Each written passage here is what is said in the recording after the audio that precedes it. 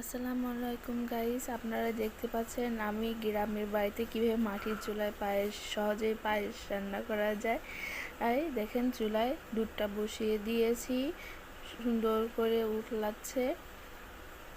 দুধটাকে সুন্দর করে ভালো করে আগে ফার্স্টে জাল দিয়ে নিতে হবে। দেখেন আমার দুধের ঘনত্বটা কতখানি হয়ে গিয়েছে অলরেডি। এভাবে আস্তে আস্তে দুধটা ভালো করে ঘন করে সুন্দর করে জাল দিয়ে নিতে হবে।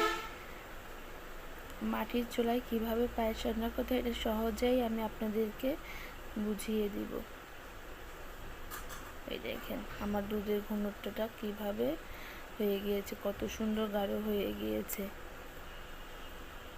এভাবে আস্তে আস্তে উতলিয়ে ঘন করে জাল দিয়ে নিতে হবে, যাতে পায়েসটা খুব সহজেই রান্না করা যায়। আর একটা জিনিস, আমি যে পায়েসটা রান্না করছি ওটা চাল আগে থেকে প্রেসার কুকারে ফুটিয়ে নিয়েছি, যাতে সহজেই জাল দিয়ে রান্না করা যায়।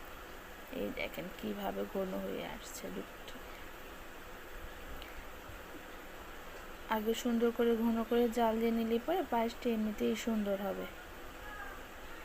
এই দেখেন, এটা আমাদের গ্রামের বাড়িতে মাটির চুলায় রান্না করছি সুন্দরভাবে। এই দেখেন আস্তে আস্তে এখন চালটি দিয়ে দেব, যেটা প্রেসার কুকারে ফুটিয়ে রেখেছিলাম আগে থেকেই।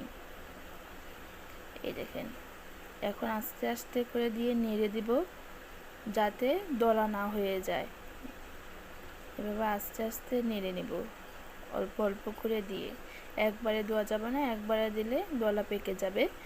আস্তে আস্তে করে দিতে হবে চাল, যেটা আমি আগে থেকে ফুটিয়ে রেখেছি। এভাবে দিলে পরে চালটা ভালো সিদ্ধ হয়, আর দুধে যে ঘন পরিমাণটা, ওটার কালারটা ঠিকই রয়ে যায়।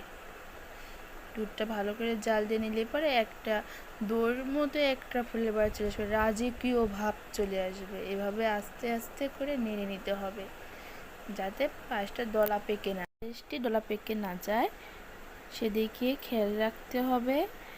আর আস্তে আস্তে করে নিতে হবে। চিনিটা আগে থেকেই দেওয়া যাবে না, চিনিটা আগে থেকে দিলে ওইটা শক্ত হয়ে যাবে। তারপরেও আমি প্রেসার কুকারে চালটা ভালো করে ফুটিয়ে নিয়েছি, যাতে পায়েসটা খুব সুন্দরভাবে হয়, আর ঘনত্বটাও খুব সুন্দরভাবে পেয়েছি। এটা অ্যাকচুয়ালি আমার বাবার জন্য রান্না করছি। আমার বাবা আবার একটু সরসরা পছন্দ করে, একটু বেশি আঠালো পায়েস পছন্দ করে না। আমি সেভাবে